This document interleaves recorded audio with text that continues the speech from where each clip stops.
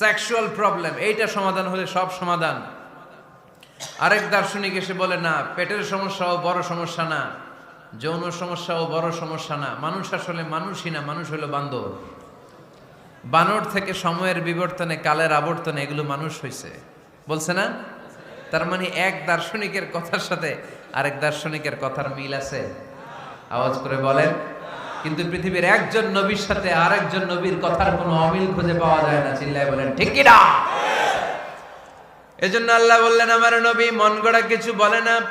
ওয়ামা ইয়ানতিকু আনিল হাওয়া ইন হুয়া ইল্লা ওয়াহিয়ুন ইউহা। আমার হাবিব মন গড়া কোনো কথা তোমাদেরকে কখনো শোনায় না, তিনি যা তোমাদেরকে শোনায় ওহী থেকে শোনায়। সুবহানাল্লাহ পড়ে। যা আসে তাই তিনি বলেন, মন গড়া কিছু বলেন না। মক্কার ইহুদিরা আল্লাহ রাসূল সাল্লাল্লাহু আলাইহি ওয়াসাল্লামকে একবার ধরলো, জিজ্ঞেস করলো যে মুহাম্মদ, তিনটা প্রশ্ন তোমাকে করব, যদি উত্তর করতে পারো তাহলে বুঝবো তুমি সত্য নবী। আল্লাহর হাবিব সাল্লাল্লাহু আলাইহি ওয়াসাল্লাম বললেন, তাহলে বলো কি জানতে চাও? তারা জিজ্ঞেস করলো, মা হুয়া রূহ, বলো তো রুহু কারে বলে? রুহু চিনেন আপনারা? রুহু থাকলে আমরা নড়ি চড়ি, অ্যানিমেটেড, প্রাণবন্ত। রুহু যখন উড়াল দেয় লাশ হয়ে পড়ে থাকে, ঠিক কিনা? সব চলে যায়। আমাদের দুই কাঁধের দুই ফেরেশতা থাকে, এরাও উড়াল মারে, ঠিক কিনা? দুই কাঁধে ছিল যে তোমারে দুইজনা পাহারা, তোমারে একলা থুইয়া পালাইছে তাহারা। তোমার আটকুঠুরি নয় দরজা বন্ধ যে ওই হলো রে হলো মুখে আল্লাহ রসুল সবে বলো। দুয়ারে আইসাছে পালকি নাই হরি গাও তোলো রে তোলো মুখে আল্লাহ রসুল সবে বলো, ঠিক কিনা? মা হুয়ার রূহ, মুহাম্মদ আমাদেরকে বলে শোনাও রুহু কারে বলে, কেমন করে আসে, কেমন করে যায়, এ ব্যাপারে কি জানো বলো।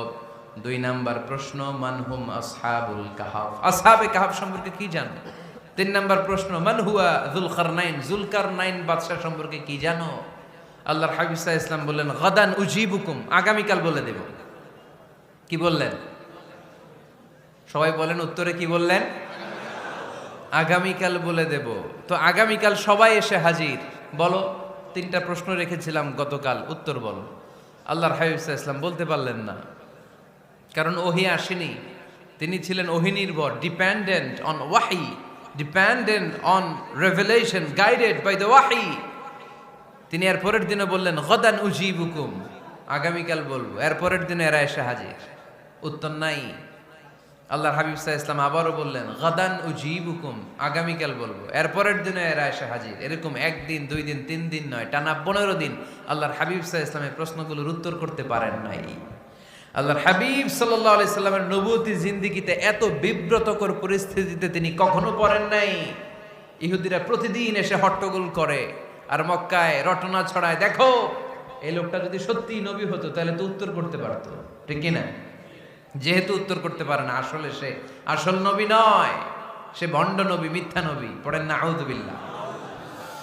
15 দিন পর আল্লাহ আয়াত নাযিল করলেন, ওয়ালা তাকুলান্না লিশাইইন ইন্নী ফাইলুন যালিকা গাদা ইল্লা আইয়াশা আল্লাহ।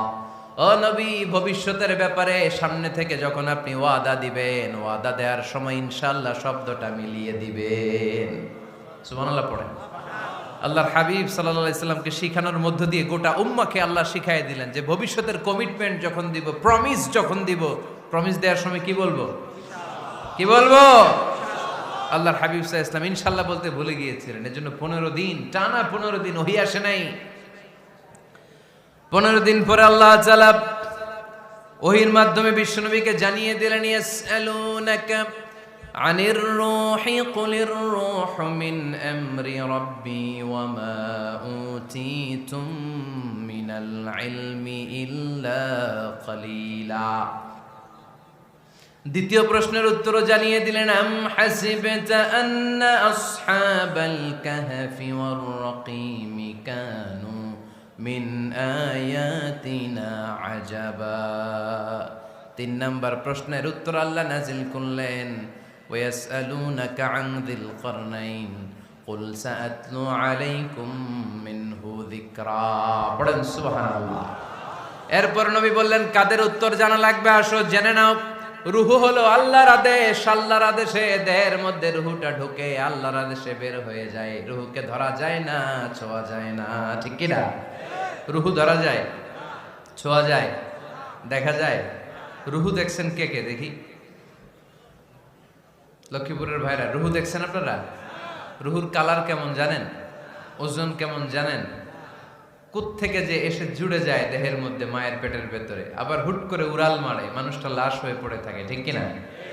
2 নম্বর প্রশ্নের উত্তরে বিশ্বনবী জানিয়ে দিলেন আসহাবে কাফ হচ্ছে আল্লাহর প্রিয় 7টা যুবক বান্দা যারা 309 বছর গুহার মধ্যে ছিল। তারপর তাদেরকে আবার জাগ্রত করে দিয়েছিল কে?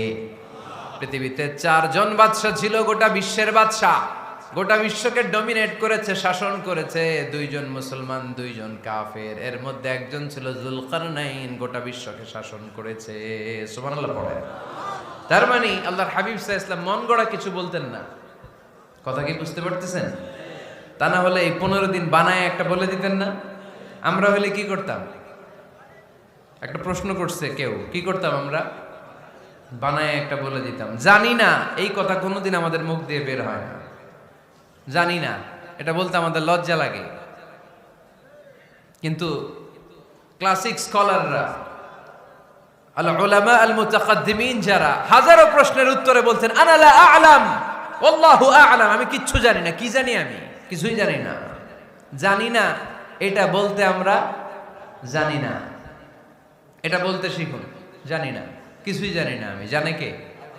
সবচেয়ে বেশি জানে কে?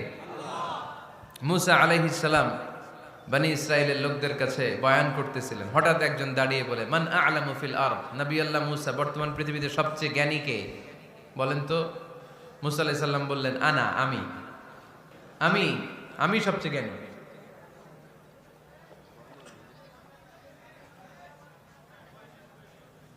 কিন্তু আল্লাহ তাআলার কাছে প্রশ্নের উত্তরটা পছন্দনীয় হয়নি। মুসা আলাইহিস সালামের উত্তরটা ভুল ছিল না, ঠিকই ছিল। কারণ যেই জামানায় আল্লাহ তাআলা যাকে নবী বানিয়ে পাঠান তাকে সবচেয়ে বেশি জ্ঞান দিয়েই পাঠান, ঠিক কিনা? ওহির জ্ঞানের চাইতে ভারী দামি কোনো জ্ঞান হতে পারে? কিন্তু আল্লাহ তাআলা চেয়েছিলেন মুসা আলাইহিস সালাম যেন বলে আল্লাহু আ'লাম, আল্লাহ সবচেয়ে জ্ঞানী। আল্লাহ বললেন মুসা তুমি ঠিক বলনি, তুমি সবচেয়ে বড় জ্ঞানী না, তোমার চেয়েও বড় জ্ঞানী এই তল্লাটে আছে। ইযহাব ইলা মাজমাইল বাহরাইন, 2 সাগরের মিলনস্থলে যাও, ওখানে আমার একজন বান্দা আছে, ইসমুহু খাদির, এর নাম হচ্ছে খাদির। কি নাম? আমরা যারে বাংলায় কি বলি? খিজির, আসলে খাদির। তার কাছে যাও, তোমার চাইতেও জ্ঞানী।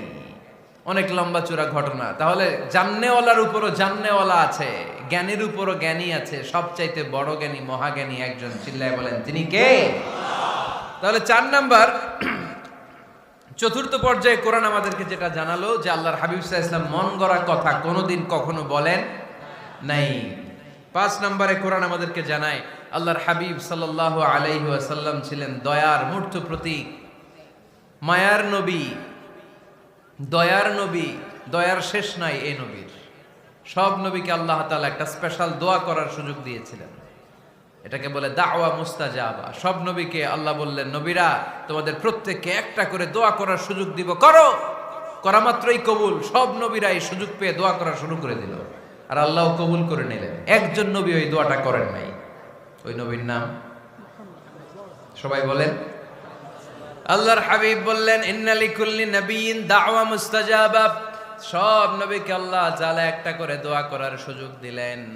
দাও বিহা, ওই দোয়াটা সব নবীরা দুনিয়ার বুকেই করে ফেলেছে।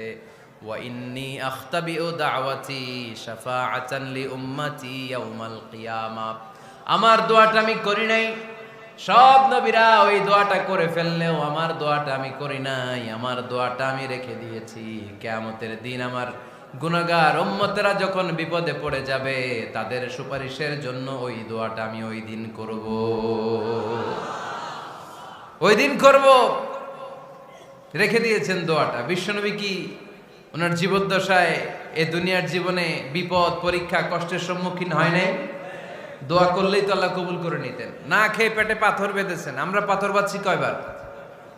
কথা বলেন। নানার সামনে নাতিগুলো চিৎকার দিত। সাইয়েদনা হাসান হুসাইন রাদিয়াল্লাহু তাআলা আনহুমা চিৎকার করত, ক্ষুধার চোটে বেহুশ। এই দৃশ্য কি নানার সহ্য হয়? আল্লাহর হাবিব তখন যদি আল্লাহর কাছে দোয়া করতেন, আল্লাহ আপনি জান্নাত থেকে খাবারের ব্যবস্থা করে দেন, সাইয়েদনা জিবরাইল আলাইহিস সালামকে দিয়ে জান্নাত থেকে খাবারের বস্তা পাঠিয়ে দিত কে? উহুদের ময়দানে দান শহীদ হলো, দোয়া করলে দোয়াটা কবুল করতো কে? তায়েফের ছেলেরা পাথর মেরে মেরে বিষ্ণুনবীর দেহটাকে ঝাঁঝরা করে দিয়েছে। তখনও যদি বিষ্ণু ঈসা ইসলাম দোয়া করতেন, দোয়াটা কবুল করতো কে? দোয়াটাকে বিষ্ণুনবী করছিলেন? কথা বলেন। রেখে দিয়েছেন কার জন্য? আমার জন্য রেখে দিয়েছেন, আপনার জন্য রেখে দিয়েছেন, আমাদের জন্য রেখে দিয়েছেন। চিল্লায় বলতে হবে ঠিক কিনা? খেয়ে না খেয়ে দিন প্রচারের কাজে নিজেকে দিয়েছ বিলিয়ে, তায়েফের কাফিরেরা চিনল না সে আলো, দুষ্ট ছেলেদের পিছু দিল লেলিয়ে।